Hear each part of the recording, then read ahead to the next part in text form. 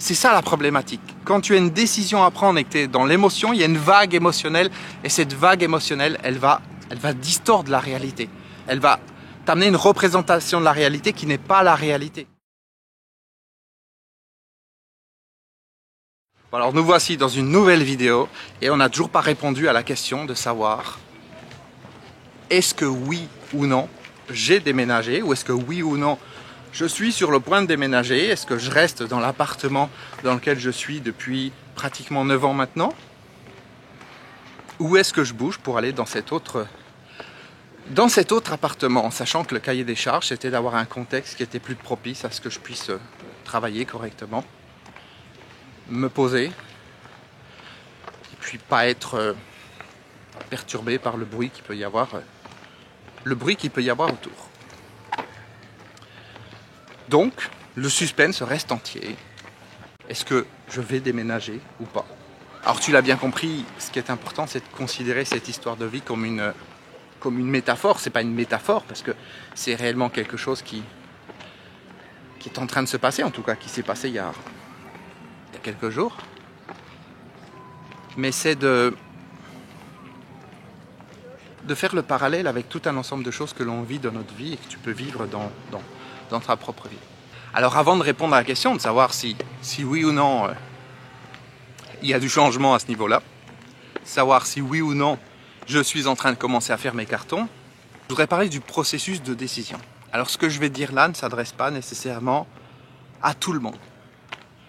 Ça va s'adresser à la majorité des gens, mais il y a certaines personnes qui vont fonctionner différemment. Si, comme moi, tu es plutôt de nature émotionnelle, c'est-à-dire quand il se passe quelque chose, ça a tendance à te remuer, à te mettre une pression intérieure, tu sens que ça bouge. Parce qu'il y a des gens qui ne sont pas comme ça, il y a des gens qui restent calmes en toute situation, qui sont froids, qui prennent une décision mesurée, pesée en quelques minutes, quelques secondes, ou qui peuvent la prendre en quelques jours, mais qui ne se prennent pas le chou. Voilà.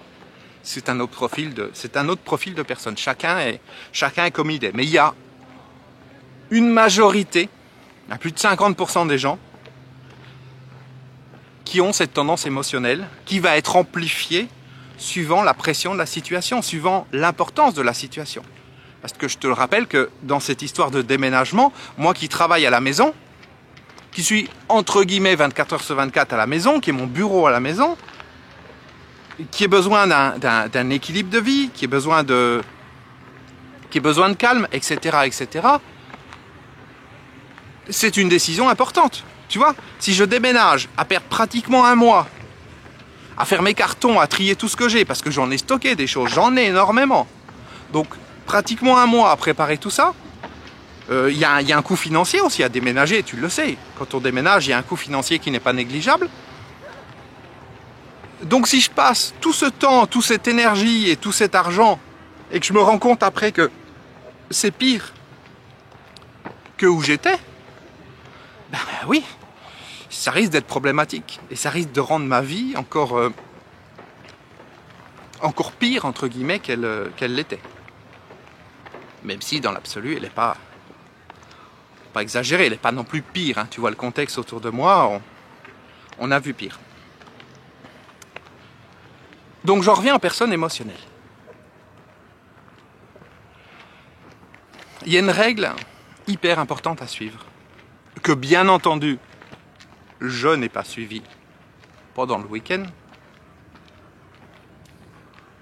Cette règle, c'est qu'il faudrait pouvoir laisser passer au moins 3 nuits avant de prendre une décision. Alors tu vas me dire, attends, vendredi soir, samedi soir, dimanche soir, c'est bon David, t'as laissé passer tes 3 nuits, tu vois, puisque t'as passé 3 jours à essayer d'analyser, de savoir, de sentir l'endroit, etc. Oui mais non. Oui mais non. Parce que cette règle des 3 jours, c'est 3 jours sans être en contact avec l'objet de la décision. C'est-à-dire, si je me dis, tiens, est-ce que je veux acheter le nouvel iPhone, imaginons. Au moment où je te parle, j'ai un iPhone 12 Pro Max Et ils ont sorti le 13 Pro Max. Voilà. Donc on peut dire, je me pose la question, c'est pas le cas, mais on peut dire, je me pose la question de savoir est-ce que je le change ou pas. Si je passe 3 jours à regarder des reviews sur Internet, c'est-à-dire des personnes qui vont tester le nouveau téléphone, qui vont dire voilà ce que j'en pense, etc., etc. Donc 3 jours à être dans l'émotion de est-ce que je veux faire cet achat. Je te parle d'un téléphone, ça peut être une voiture, ça peut être plein de choses. Et tu feras le parallèle dans ta vie. Donc si je suis dans le contexte de ma décision, ça compte pas. Les 3 jours, 3 nuits, c'est 3 jours, 3 nuits sans être en contact avec l'objet de la décision. C'est-à-dire que dans le cas de l'appartement, ce que j'aurais dû faire, c'est effectivement le visiter le vendredi, comme je l'ai fait.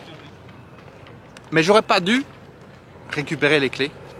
J'aurais pas dû négocier avec la propriétaire en me disant ben, laisse-moi les clés, j'ai besoin de m'immerger un petit peu dans l'endroit, etc. J'aurais pas dû faire ça. J'aurais dû ne pas du tout penser à ça pendant 3 jours, 3 nuits. Faire autre chose dans ma vie de tous les jours. Ne pas comparer l'endroit où je suis avec l'endroit où je pourrais ou peut-être je vais aller. Tu vois? J'aurais pas dû. Ça permet de laisser passer la vague émotionnelle. Parce que c'est ça la problématique. Quand tu as une décision à prendre et que tu es dans l'émotion, il y a une vague émotionnelle. Et cette vague émotionnelle, elle va distordre la réalité. Elle va t'amener une représentation de la réalité qui n'est pas la réalité.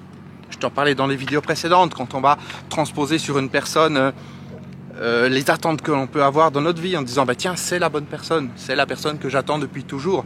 Alors que finalement, au bout de quelques semaines ou quelques mois, on dit mais c'est n'importe quoi, cette personne elle a rien à voir avec moi. Comment j'ai imaginé que c'est la meilleure personne pour moi, tu vois?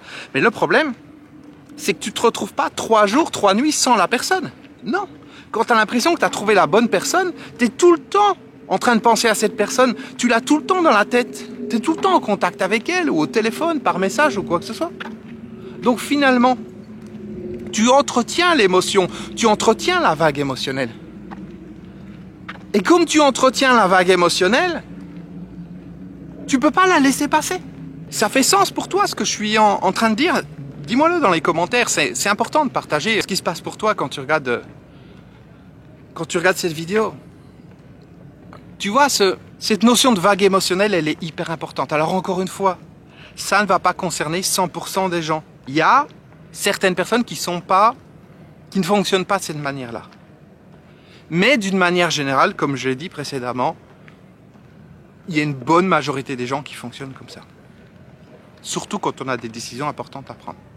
Donc, quel que soit ce que tu as à décider, il faut que tu puisses idéalement laisser passer 3 nuits, donc 3 jours, 3 nuits, sans penser à l'objet de la décision. Si tu es dans une relation et que ça ne va pas comme tu veux, eh bien, il faut que tu puisses idéalement pendant 3 jours,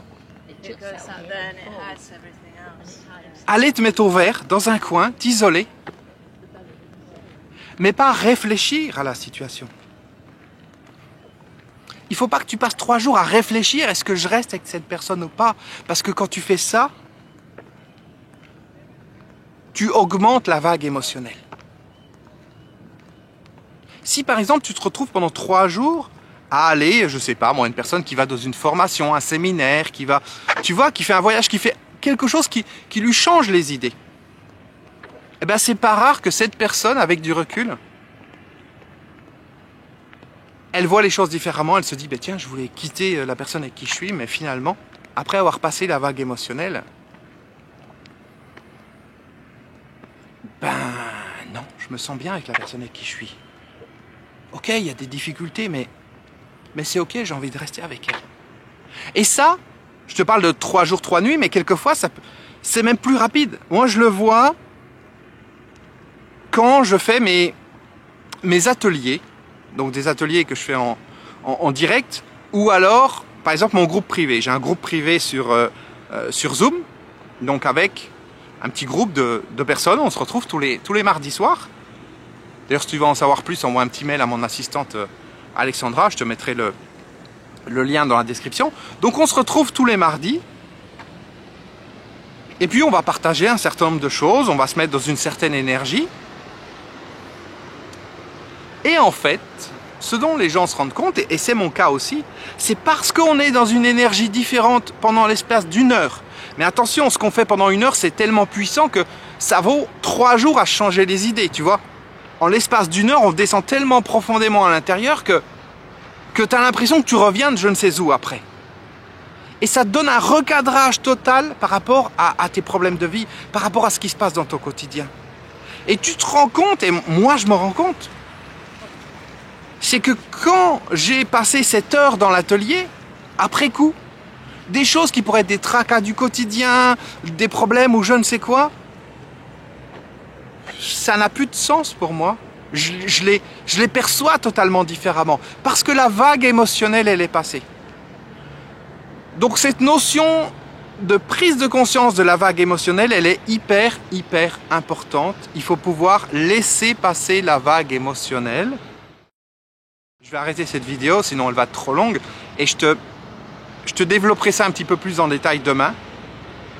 C'est un point essentiel.